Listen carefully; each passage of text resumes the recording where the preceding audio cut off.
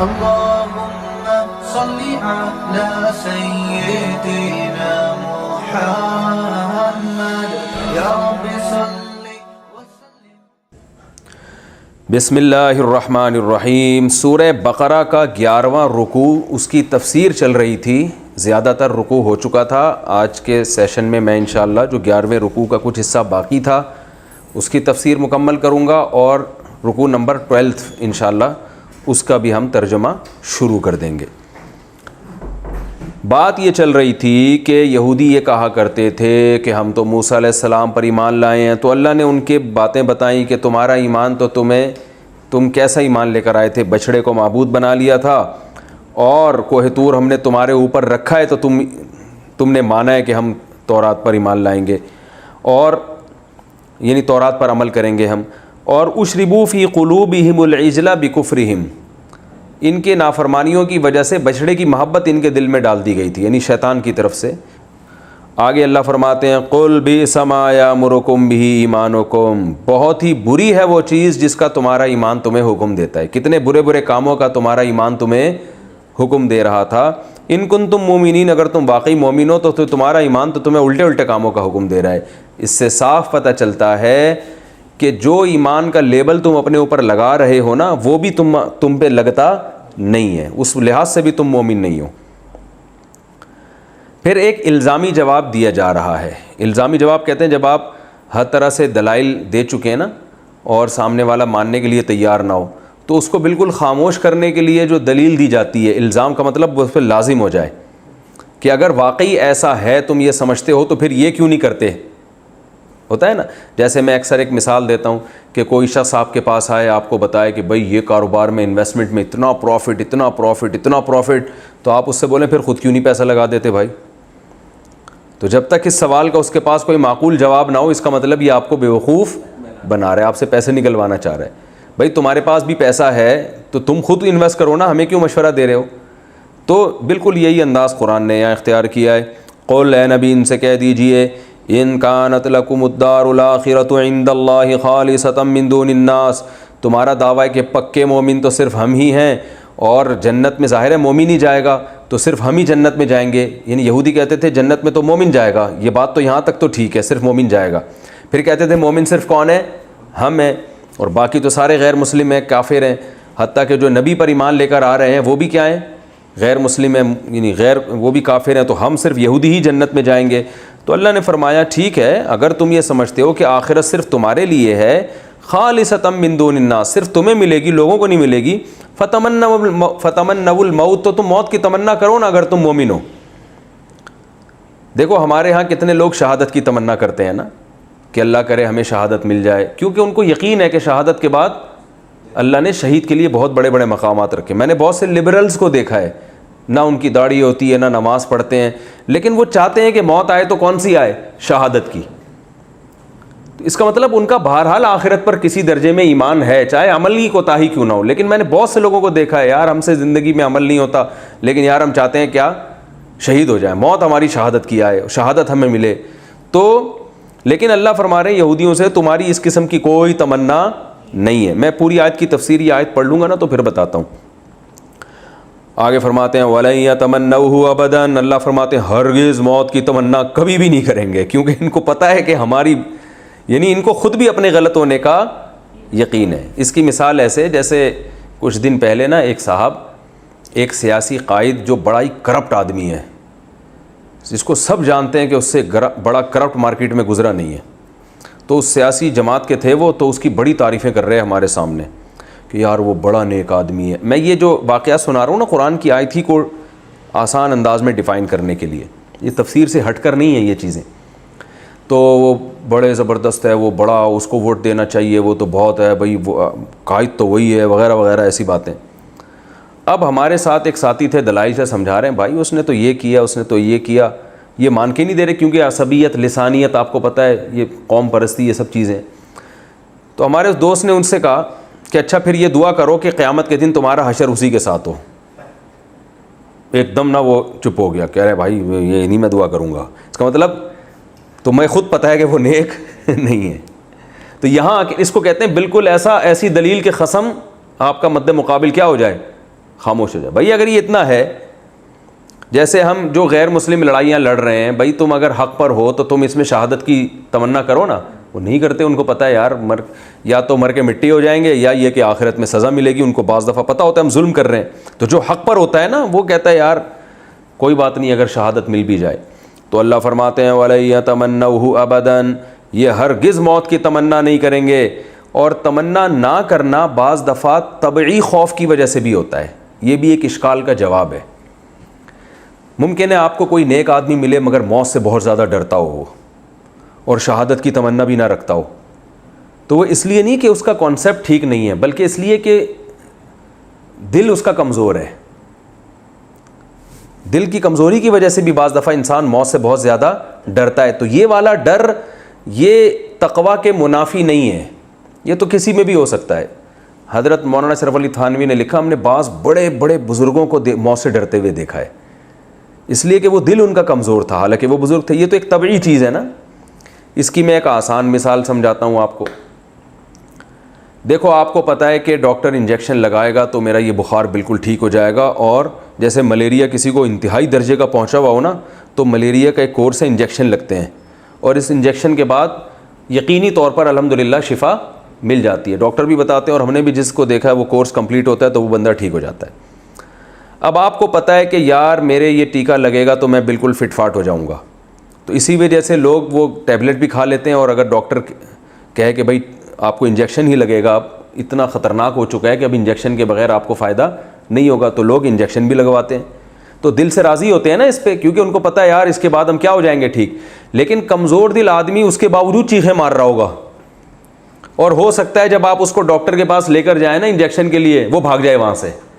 تو یہ بھاگنا اس لیے نہیں ہے کہ اس کو یقین نہیں ہے کہ شفا ملے گی یا وہ ملیریا سے محبت کرتا ہے. یہ بھاگنا ایک طبعی خوف ہے کہ یار ٹیکہ لگنے کی تکلیف میں برداشت نہیں کر سکتا. تو اگر کسی کو شہادت کی تمنا اس بیس پہ نہیں ہے کہ اس کو پتہ ہے بھائی شہادت میں پہلے بم گرے گا چیتڑے اڑیں گے اس کے بعد شہادت ملے گی، یا کوئی بندہ سامنے بندوق لے کے کھڑا ہوگا ادھر لگے گی پھر تڑپے گا پھر ہوگا پھر ملے گی. ایسے وہ ایک مولوی صاحب جو ہے نا حلوے بہت کھایا کرتے تھے، اور وہ حلوے مانڈے والے بدعتی مولوی تھے، تو شہادت کی دعائیں کرتے تھے. تو کسی نے کہا حضرت شہادت کی آپ دعائیں تو کرتے ہیں، اس کے لیے تو میدان جنگ میں جانا پڑتا ہے، کوئی حلوے میں تھوڑی بم رکھ کے دے گا آپ کو ٹھیک ہے نا. آپ چاہتے کوئی حلوے میں بم رکھ کے دے اور آپ شہید ہو جائیں. تو شہادت سے پہلے کے بھی تو پروسیس ہیں. پھر موت سے طبعی طور پر ہر انسان کو ویسے ہی ایک نفرت ہوتی ہے. تو یہ بھی تقویٰ کے خلاف نہیں ہے طبعی طور پر، کیونکہ خطرناک چیز ہے نا موت. آپ دیکھیں کیسے جو ہے نا، مجھے یاد ہے ہم بچپن میں جو ہے نا بہت زیادہ وہ ہم شہادت بھئی ہمیں شہادت، ہم نے اتنے فضائل سنے تھے، شہادت کی بہت تمنا کرتے تھے. اب بھی الحمدللہ دل میں تمنا ہے. لیکن ایک دفعہ کیا ہوا، کسی عالم کی قتل ہو گئے نا، شہید ہو گئے وہ. ان کی جب میت آئی نا تو کئی سال پرانی بات ہے، میں نے جب ان کو دیکھا نا تو میں نے کہا بھائی یہ ایسا ہوتا ہے ٹھیک ہے نا، کیونکہ میت کو دیکھ کے انسان کو بہرحال ایک وحشت ہوتی ہے. تو یہ طبعی نفرت ہے موت سے، یہ بری چیز نہیں ہے بلکہ یہ نیچرل ہے. تو جن کے دل مضبوط بہت زیادہ ہوتے ہیں ان کو یہ ڈر نہیں ہوتا. تو یہ دل کی کمزوری یا مضبوطی یہ تو گاڈ گفٹڈ ہے نا.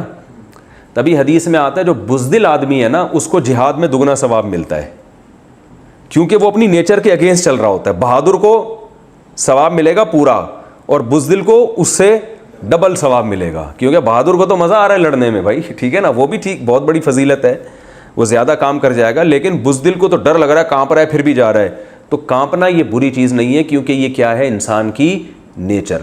تو اس لیے علماء کہتے ہیں کہ محبت کی دو قسمیں ہوتی ہیں، ایک طبعی اور ایک عقلی.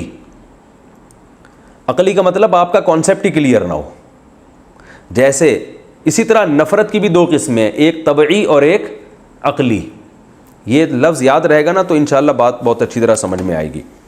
اب عقلی محبت کسے کہتے ہیں؟ جیسے آپ کو ملیریا ہوا، آپ کو پتہ ہے انجیکشن لگے گا تو میں ٹھیک ہوں گا، تو عقلی طور پر آپ کو انجیکشن لگوانے سے محبت ہے، آپ چاہتے ہو کہ لگے. لیکن کمزور دل ہو، وہ سوئی کی جو تھوڑی سی تکلیف ہوتی ہے وہ بھی برداشت نہیں ہوتی آپ سے، اس میں ڈر لگتا ہے یار ٹھوک رہا ہے صحیح ہے نا، سوئی گھسیڑ رہا ہے، ایک ہوتا ہے خوف پیدا ہو جاتا ہے بعض لوگ کمزور دل. تو نفرت ہے طبعی، یعنی آپ کی نیچر پسند نہیں کر رہی، اس کو طبیعت پسند نہیں کر رہی.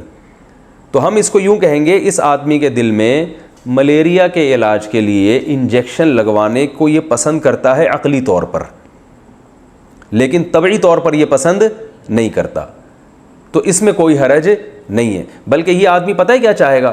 یہ چاہے گا کہ میں چاہوں نہ چاہوں کسی طرح مجھے رسیوں سے باندھ کے ڈاکٹر جلدی سے ٹھوک دے انجیکشن، کیونکہ اس کو پتہ ہے یار ٹیکہ نہیں لگوایا نا تو اور زیادہ تکلیف ہوگی، تو یہ چاہے گا یار مجھے بتائے بغیر میں سو رہا ہوں بس انجیکشن ٹھوک دو۔ جیسے آپ نے دیکھا ہوگا نا، بعض لوگ دعا مانگتے ہیں اللہ میں سیدھے راستے پہ چلنا چاہوں یا نہ چاہوں تو مجھے زبردستی چلا دے، تو وجہ اس کی کیا ہے کہ ان کو پتہ ہے یار گناہوں سے بچنا ضروری ہے اور اس کے بغیر جنت میں جا نہیں سکتے۔ اب جنت میں جانے کا شوق عقلاً تو ہے، لیکن طبی طور پر ظاہر ہے گناہ چھوڑنے پڑتے ہیں، تو وہ پھر اللہ سے یوں دعا مانگتے ہیں اللہ میں چاہوں نہ چاہوں تو زبردستی بس مجھے چلا ہی دے، یعنی میں نہیں بھی چاہوں نا تو ادھر کو گھسیٹ لے مجھے تو یہ دعا اس کی علامت ہوتی ہے بھائی اس کے دل میں طبی طور پر تو گناہوں سے محبت ہے، مزہ آ رہا ہے گناہ کرنے میں اس لیے کر رہا ہے، لیکن عقلی طور پر یہ گناہ کو پسند نہیں کرتا۔ تو یہاں بھی یاد رکھیں، اسی طرح بعض دفعہ انسان کو کسی سے محبت کا اللہ نے حکم دیا مگر اس کو اس سے طبعی محبت نہیں ہوتی، صرف عقلی ہوتی ہے، تو ہم مکلف کس کے ہیں؟ عقل کے، طبیعت ہمارے اختیار میں نہیں ہے۔ البتہ طبعی بھی محبت اگر پیدا ہو جائے تو یہ گاڈ گفٹڈ ہے، جیسے میدان جنگ میں کسی کا لڑنے کا دل چاہنا شروع کر دے بہادری، تو یہ خدا کی کیا ہے؟ ایک دین ہے کہ اس کے لیے اللہ نے جہاد کو آسان کر دیا، اور اس لحاظ سے یہ ثواب کما لے گا کہ یہ کارنامے بہت بڑے بڑے سر انجام دیتے، جیسے ارطغرل اور یہ جو بڑے بڑے خالد ابن ولید، یہ سب بائی نیچر بہادر تھے۔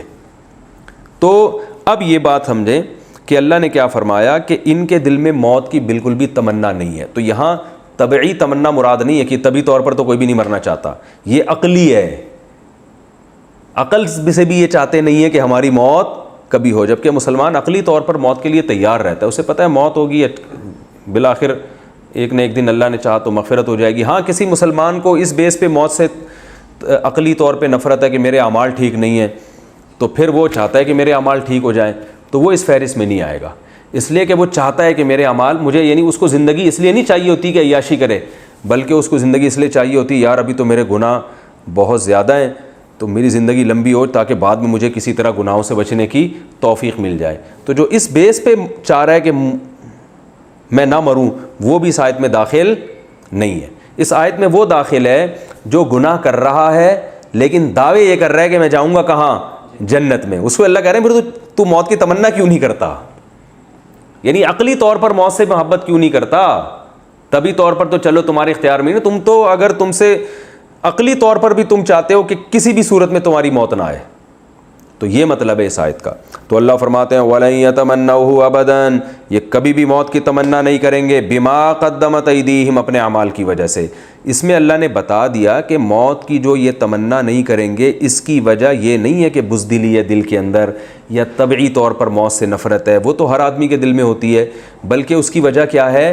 بدعمالیاں۔ بدعمالیاں اتنی ہیں ان کو پتہ ہے مرے تو گئے سیدھا کہاں؟ جہنم میں، تو اس لیے ان کو زندگی کی بہت زیادہ ہوس ہے، لالچ ہے۔ واللہ علیم بالظالمین، اللہ ایسے ظالموں کو جانتا ہے۔ اور اللہ نے فرمایا یہ زندگی پر اتنے حریص ہیں، اتنے لالچی ہیں۔ دیکھو مسلمان یہ نیک اعمال کرنے والا زندہ رہتے رہتے بھی ایک وقت آتا ہے پھر تیار ہو جاتا ہے موت کے لیے کہ یار چلو 60 سال 70 سال 80 سال ہو گیا، پتہ ہے بھائی جانا ہی ہے، اور اگر جو ہے وہ پہلے سے تیاری شروع کر دیتا ہے یار اب اتنا زندہ رہ گئے تو اس کو زیادہ حرص بھی نہیں ہوتی کہ بس اور کتنا رہنا ہے۔ لیکن اللہ فرماتے ہیں ان کے دل میں اتنی لالچ ہے، یود احدہم، ان میں سے ہر ایک چاہتا ہے لو یعمر الف سنہ، کاش 1000 سال مجھے زندگی مل جائے۔ تو اللہ فرماتے ہیں اس خوش فہمی میں ہے کہ اگر 1000 مل گئی تو بچ جائیں گے۔ اللہ فرماتے ہیں وما هو بمزحزحہ من العذاب، یہ 1000 سال کی زندگی ان کو عذاب سے نہیں بچا سکتی۔ اگر بالفرض زندگی مل بھی گئی تو جانا کہاں ہے؟ جہنم میں۔ اب یہاں بھی ایک اشکال ہو سکتا ہے، بھائی یہ تو ہر آدمی چاہتا ہے مجھے 1000 سال کی زندگی ملے، چاہتے ہیں کہ نہیں چاہتے؟ اگر مجھ سے کوئی پوچھے آ کے یار تمہیں ایک دوا میں کھلا دوں گا تم 1000 سال زندہ رہو گے، تو میں بھی کوشش کروں گا، میں کہہ دوں 1000 کے میں 2 ٹیبلٹ کھاؤں گا تاکہ 2000 سال زندہ رہوں۔ تو پھر یہاں یاد رکھیں یہاں 1000 سال جو ان کی چاہت تھی نا زندہ رہنے کی، اس چاہت کی بیس غلط ہے۔ وہ بیس یہ ان کو پتہ ہے مریں گے تو کہاں جائیں گے؟ جہنم میں، اس لیے بچنا چاہ رہے ہیں۔ جبکہ مسلمان کی بیس کیا ہے؟ بھائی زندگی اللہ کی ایک نعمت ہے جو ایک ہی دفعہ ملتی ہے، بار بار نہیں ملتی، تو وہ اس بیس پہ زندہ رہنا چاہے گا۔ تو اس لیے قرآن کی آیتوں کے ظاہر کو کبھی نہیں لیا جاتا، بلکہ اس کے کس پیرائے میں یہ ذکر کیا جا رہا ہے اس کو دیکھا جاتا. تو پیرائے کیا ہے؟ بما قدمت ایدیہم، ان کے اعمال ایسے ہیں، ان اعمالوں کی وجہ سے یہ سب ان کے جذبات پیدا ہو رہے ہیں. تو واللہ بصیر، واللہ بصیر بما یعملون، جو کچھ یہ کر رہے ہیں اللہ ان کو جانتا ہے. ایک آیت رہ گئی، ومن الذین اشرکوا، فرمایا وَلَتَجِدَنَّهُمْ أَحْرَصَ النَّاسِ عَلَىٰ حَيَاةٍ، لوگوں میں یہ زندگی پر سب سے زیادہ حریص ہیں. دنیا میں جتنی قومیں ان میں سب سے زیادہ ان کو زندہ رہنے کا شوق ہے. حالانکہ جس کا آخرت پر ایمان ہو، اعمال ہو، اس کے دل میں زندگی کی ہوس زیادہ نہیں ہوتی. لیکن جو دوسرے غیر مسلم ہیں نا، جن کا آخرت پر ایمان نہیں ہے، جو یہ جانتے ہیں کہ مر کے مٹی ہو کے ختم ہو جائیں گے، ان سے بھی زیادہ ان کو زندہ رہنے کا شوق ہے. اس لیے ان کو پتہ ہے کہ ہمارا انجام آخرت میں بہت خراب ہونے والا ہے. تو اللہ فرماتے ہیں کہ یہ وَمِنَ الَّذِينَ أَشْرَكُوا، جو مشرکین ہیں، جو کتابوں پر ایمان نہیں رکھتے، ان سے بھی زیادہ ان کے اندر ہوس ہے. تو اب اللہ نے یہ پوری بات کیوں بیان کی کہ دعوے ان کے کیا ہیں کہ ہم ایمان والے ہیں، اور اعمال اس دعووں کے بالکل اگینسٹ ہیں. یعنی اس دعوے سے ان کے اعمال بالکل بھی میچ نہیں کر رہے. تو یہ رکوع تھا. اب ہم رکوع شروع کرتے ہیں جی. سورہ بقرہ کا رکوع نمبر 12، اور اس 12ویں رکوع میں پہلے میں اس کا انشاءاللہ لفظی ترجمہ اور مختصر گرامر، پھر اس کی مختصر تفسیر. قل، اے نبی ان سے کہہ دیجئے، من کان عدوا، جو بھی دشمن ہے. عدو دشمن کو کہتے ہیں نا. عدو کسے کہتے ہیں؟ مشہور لفظ ہے اردو میں استعمال. جن کو اردو ہندی آتی ہے ان کے لیے قرآن سمجھنا بہت آسان ہے.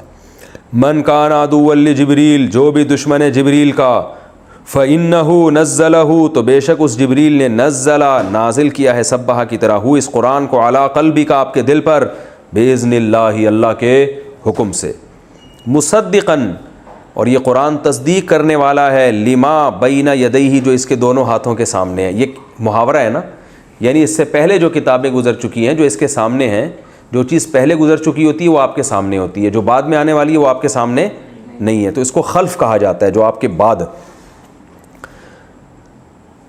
یہ تصدیق کرتی ہے لما بین یدیہ، جو اس سے پہلے کی کتابیں ان کی تصدیق کرتی ہے. وہدن، اور ہدایت ہے. وبشریٰ، خوشخبری ہے. للمؤمنین، ایمان والوں کے لیے. من کان عدوا للہ، جو بھی دشمن ہے اللہ کا، وملائکتہ، اس کے فرشتوں کا، ورسلہ، اس کے پیغمبروں کا، وجبریل ومیکال، جبریل علیہ السلام کا اور میکائیل علیہ السلام کا جو دشمن ہے، فإن اللہ عدو، تو خوب سمجھ لو کہ اللہ بھی دشمن ہے، للکافرین. الف لام آ رہا ہے نا، اس کا مطلب ایسے کافروں کا پھر اللہ بھی دشمن ہے جو ان بزرگ ہستیوں کے دشمن ہیں. وَلَقَدْ، اور تحقیق، انزلنا، ہم نے نازل کر دیں، الیکا، اے نبی آپ کی طرف، آیاتن، بہت ساری نشانیاں، بیناتن، بالکل واضح. اور آیات سے مراد قرآن کی آیتیں بھی ہو سکتی ہیں، کہ ہم نے قرآن کی آیتیں نازل کر دیں بالکل واضح، جو ہر چیز کو بڑی ڈیٹیل سے بیان کر رہی ہیں. وما یکفر بہا، ان آیتوں کا انکار نہیں کرتے، الا الفاسقون، مگر وہ لوگ جو حد سے تجاوز کرنے والے. فسق کہتے ہیں حد سے تجاوز کرنا، جو باؤنڈری عقل نے کھینچ دی ہے نا. عقل نے ایک انسان کو باؤنڈری دی ہے کہ بھئی یہ صحیح لوگ ہوتے ہیں، اس سے آگے جب آپ کرتے ہو تو تجاوز، تو اس کو فسق کہا جاتا ہے. اور شریعت میں جو اللہ نے جو باؤنڈری کھینچی ہے اس سے تجاوز کو کیا کہا جاتا ہے؟ فسق. تو اللہ فرماتے ہیں اس کا انکار نہیں کرتے الا الفاسقون، مگر فاسق لوگ ہی.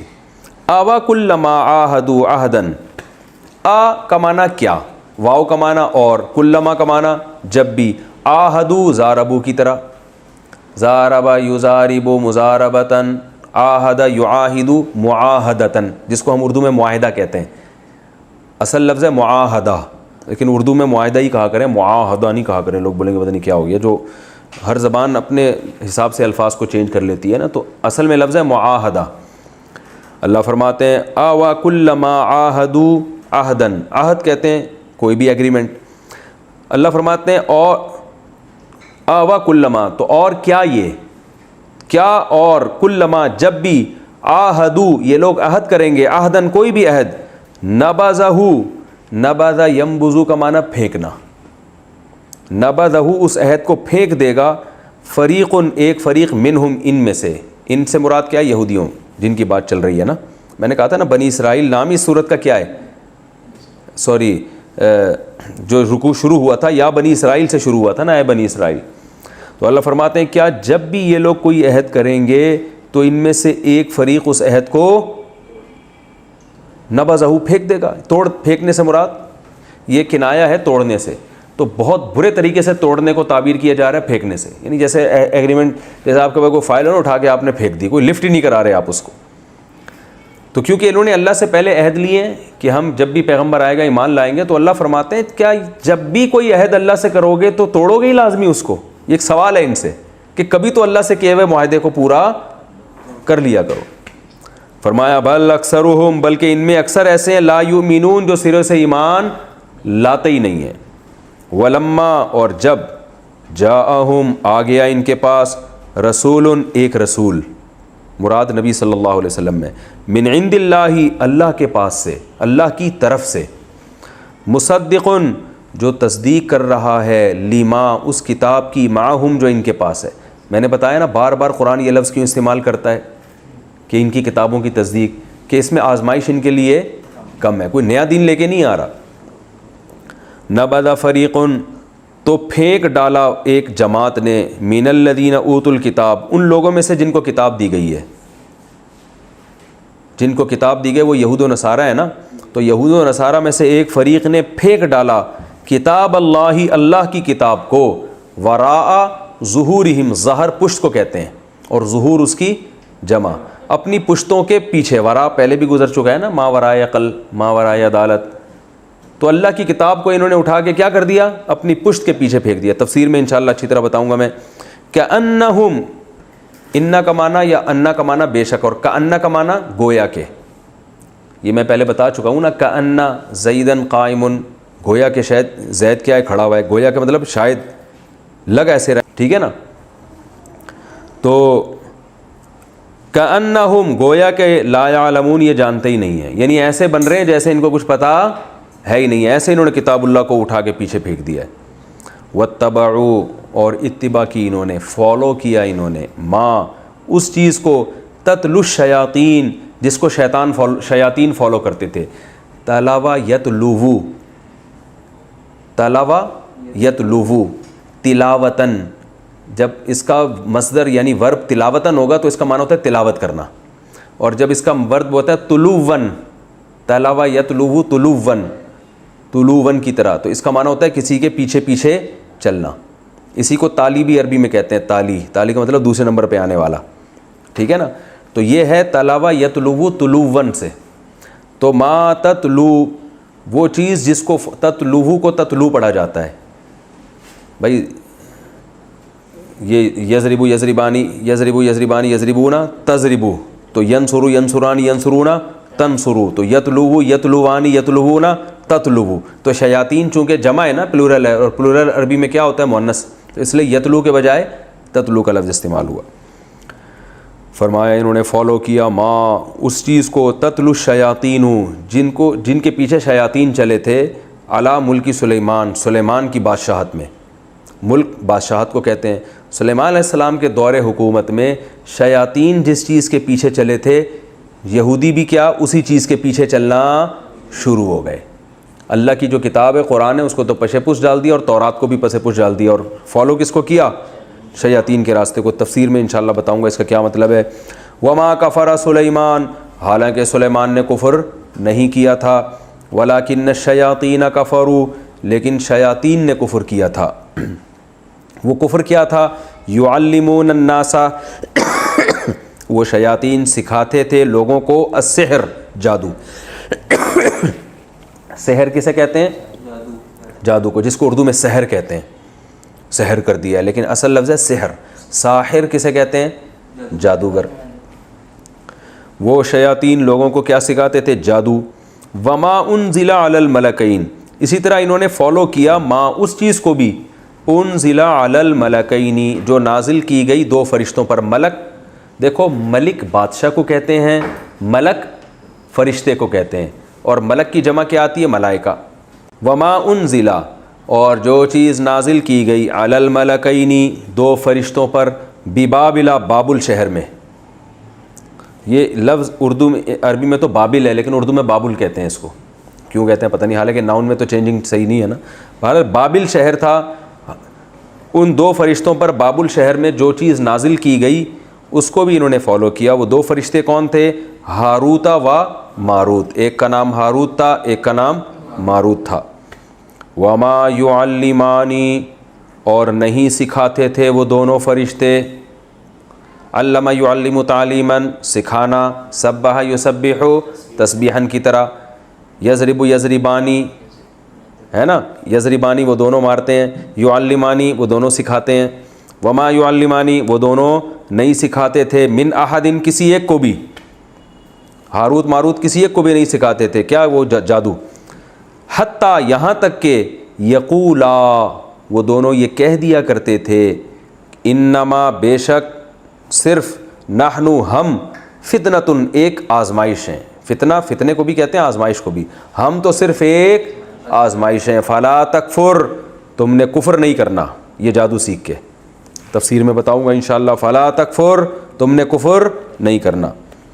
فیتعلمون پس یتعلمون یہ لوگ سیکھ لیا کرتے تھے منہما ان دونوں فرشتوں سے ما وہ چیز یفرقون فرق یفرق تفریقاً جدائی ڈالنا, فرق کر دینا, تفریق کر دینا. فریق بھی ایک جماعت کو کہتے ہیں نا دوسرے سے کیا ہوتی ہے, جدا ہوتی ہے. تو یہ لوگ ان دونوں فرشتوں سے سیکھتے تھے ما وہ چیز یفرقون بھی جس چیز کے ذریعے یہ تفریق ڈال دیتے تھے, جدائی ڈال دیا کرتے تھے. بین المرئی مر آدمی کو کہتے ہیں, و زوجہ اور اس کی زوج. زوج کا لفظ شوہر پہ بھی آتا ہے, بیوی پہ کو بھی زوج کہتے ہیں, اور زوجہ بھی کہتے ہیں اگر تا لگاؤ تو, یعنی زوج اصل میں جوڑے کو کہتے ہیں. تو یہ تفریق ڈالتے تھے بندے کے درمیان و زوجہ اور اس کی بیوی کے درمیان, یعنی میاں بیوی میں جادو کے زور سے لڑائیاں ڈلواتے تھے, جدائی طلاق کروا دیا کرتے تھے. وما ہم اور نہیں تھے یہ لوگ بضارین با زائد ہے, ضارینا اصل میں تھا ضاریرینا, ضاربینا کی طرح ضرر پہنچانے والے. اور یہ لوگ ضرر پہنچانے والے نہیں تھے بھی اس جادو کے ذریعے من احد کسی ایک کو بھی الا مگر باذن اللہ اللہ کے حکم سے. یعنی جادو میں بذات خود اتنی طاقت نہیں ہوتی کسی کو نقصان ہو جائے, مگر اللہ کے حکم سے بعض دفعہ وہ نقصان پہنچا دیتا ہے. تو یہ خود سے نہیں کرتے تھے, بس اللہ کی ایک عادت ہے. برائی بھی زمین میں چل رہی ہے, جیسے کوئی اٹھا کے کسی کو چاقو مارے اور مر جائے نا, تو اللہ کے حکم سے مرا ہے نا, لیکن پھر بھی مارنے والا کیا ہوتا ہے, گناہ گار ہوتا ہے. تو یہ جو جادو کے ذریعے کسی میں تفریق ڈالتے تھے تو یہ خود سے نہیں بلکہ اللہ کے اذن سے, اللہ کی اس میں مشیت, اس کو یہ نہیں کہیں گے اللہ کی رضا. رضا تو خوشی کو کہتے ہیں, اللہ خوش تھوڑی ہوتا تھا, مشیت شامل حال ہو جاتی تھی کہ اللہ تعالیٰ جو بعض دفعہ کوئی کسی پہ ظلم کرتا ہے تو اللہ ہونے دے دیتا ہے, کیونکہ حساب و کتاب کا دن اللہ نے کون سا رکھا ہے, آخرت کا. تو یہ خود سے نہیں بلکہ جادو میں جب اللہ چاہے گا تو اثر ہوگا ورنہ اثر نہیں ہوگا, یہ بتانا مقصد ہے.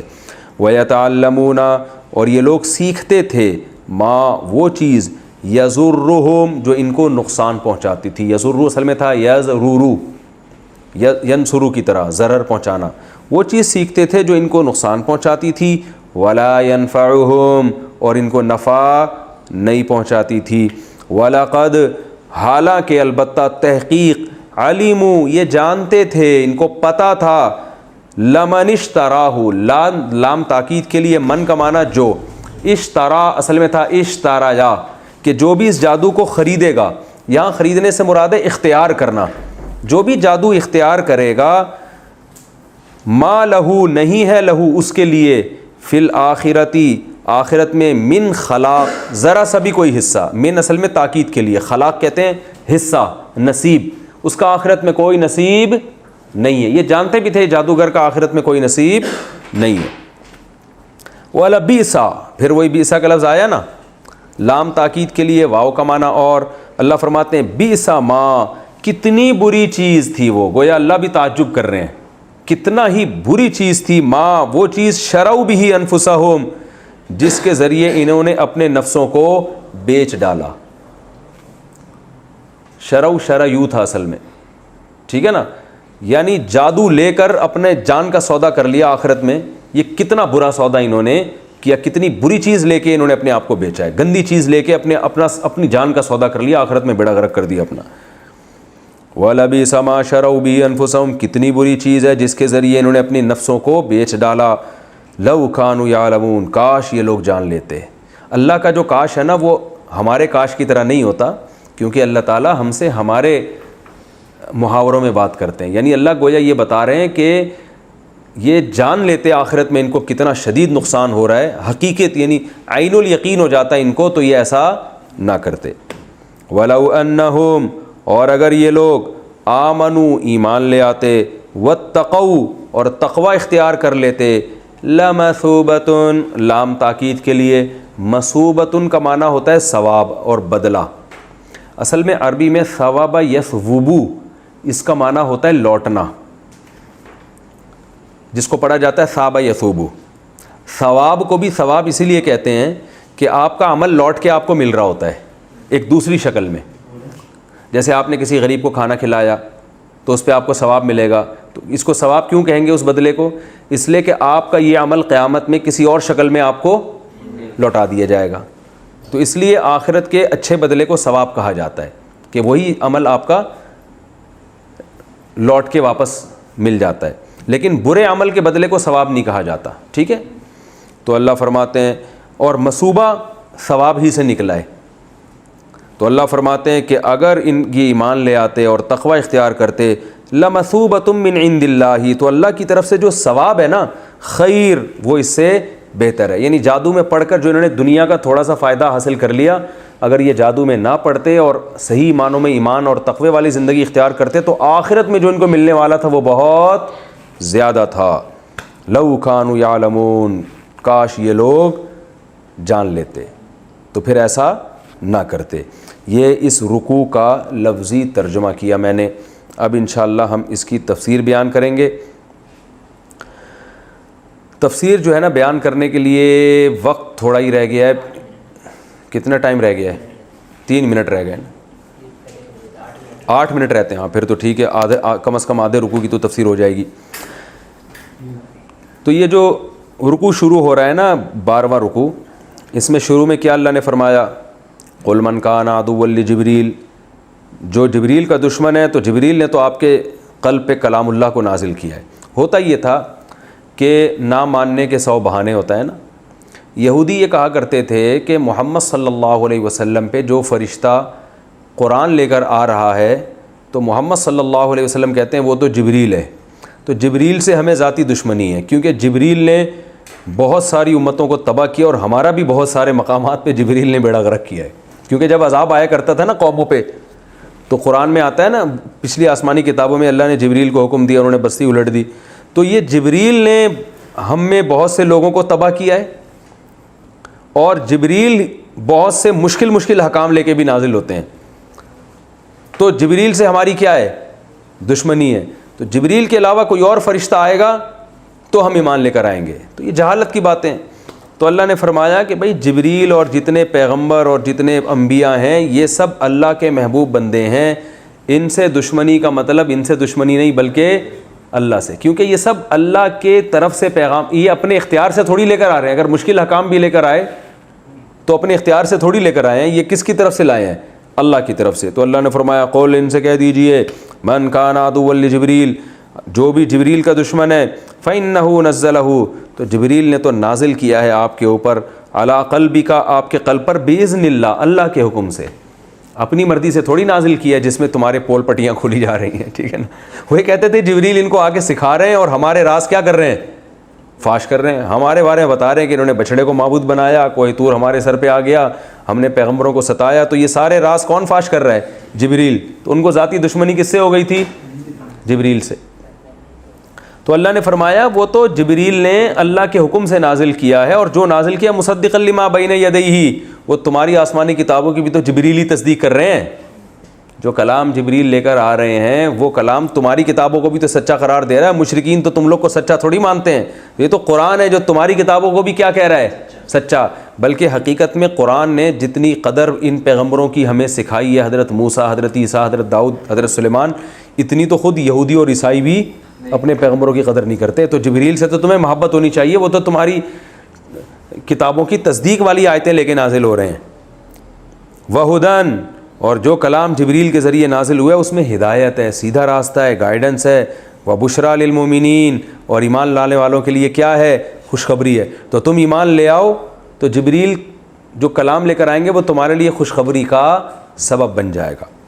پھر آگے اللہ نے ایک اور اصول بیان کیا کہ بھئی اللہ کا ایک اصول ہے کہ جو اللہ کے محبوب لوگ ہوتے ہیں اللہ ان سے دشمنی برداشت نہیں کرتا, بلکہ وہ ان سے دشمنی اللہ سے دشمنی ہوتی ہے. من کان عدوا للہ, یاد رکھو جو اللہ کا دشمن ہے اور فرشتوں کا دشمن ہے اور اس کے پیغمبروں کا دشمن ہے اور جبریل اور میکائیل جیسے فرشتوں کا دشمن ہے, فإن اللہ عدو للکافرین, تو اللہ بھی ایسے کافروں کا دشمن ہے. اس آیت سے ہمیں یہ بھی پتہ چلتا ہے کہ اہل اللہ سے محبت یہ بہت ضروری ہے. جو لوگ بھی اللہ والے ہوتے ہیں نا, جن کو اللہ سے محبت ہوتی ہے, اور ظاہر ہے جن کو اللہ سے محبت ہے تو اللہ کو بھی ان سے محبت ہوگی, تو ان سے دشمنی رکھنا یہ بہت خطرناک ہے. رسول اللہ صلی اللہ علیہ وسلم نے فرمایا من عادى لی ولیا فقد آذنتہ بالحرب, کہ اللہ تعالیٰ فرماتے ہیں کہ جو میرے کسی ولی سے دشمنی رکھتا ہے میرا اس کے خلاف اعلان جنگ ہے. اعلان جنگ کی وعیدیں صرف دو گناہ پر, ایک سود پر ہے کہ جو سود کھاتا ہے اللہ کا اعلان جنگ ہے, یہ بہت بڑی وعید ہے. کیونکہ جنگ کے اعلان کا مطلب یہ ہوتا ہے کہ جب دشمن, آپ دیکھیں نا جب دو ملک کی فوجیں آمنے سامنے ٹکراتی ہیں, لڑتی ہیں, تو ان کے لیے دوسرے فوجی کے ساتھ ہر قسم کا سلوک اس وقت حلال ہوتا ہے. اسے قتل کرنا بھی جائز ہے, گرفتار کرنا بھی جائز ہے, اس کا مال سارا لوٹنا جائز ہے, بلکہ یہ کمال سمجھا جاتا ہے اس موقع پہ. تو اعلان جنگ کا مطلب یہ ہوتا ہے کہ اب ہمارا تمہارا کوئی ایگریمنٹ نہیں ہے, ہمارے لیے تمہاری ہر چیز حلال ہو گئی ہے, قتل بھی کر سکتے ہیں, تمہارا سارا مال بھی چھین سکتے ہیں. یعنی اب ہر قسم کا نقصان پہنچانے کی کوشش کرنا نہ صرف جائز بلکہ ہمارے لیے کیا ہے؟ کمال. جب دو ملک کی فوجیں لڑ رہی ہوتی ہیں تو اس ملک کی فوج کے لیے دوسرے ملک کی فوج کو نقصان پہنچانا یہ عیب سمجھا جاتا ہے یا کمال؟ تو کمال سمجھا جاتا ہے نا کہ ہم نے لوہے کے چنے چبوا دیے ان کو. تو یہ اعلان جنگ کا جو اعلان ہے یہ بڑا خطرناک ہے. تو سود خور کے خلاف ہے اللہ کا اعلان جنگ.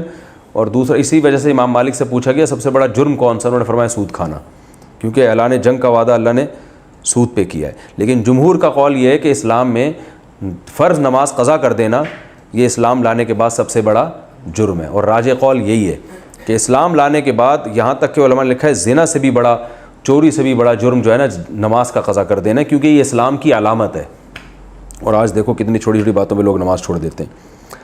تو اللہ نے فرمایا ہاں دوسرا کیا ہے کہ جو میرے ولی سے دشمنی کرتا ہے. تو اب یاد رکھو ولی کا مطلب یہ نہیں ہوتا اس سے کبھی کوئی غلطی نہ ہو. لوگ کہتے ہیں فلاں نیک ہے لیکن اس نے تو غلطی کی ہے. تو بھائی غلطی ہونے کے باوجود وہ تو پیغمبر صرف معصوم ہوتے ہیں نا. تو ولی کا مطلب یہ ہے کہ بیچارے سے غلطی اگر ہو بھی جائے تو وہ توبہ کر لیتا ہے.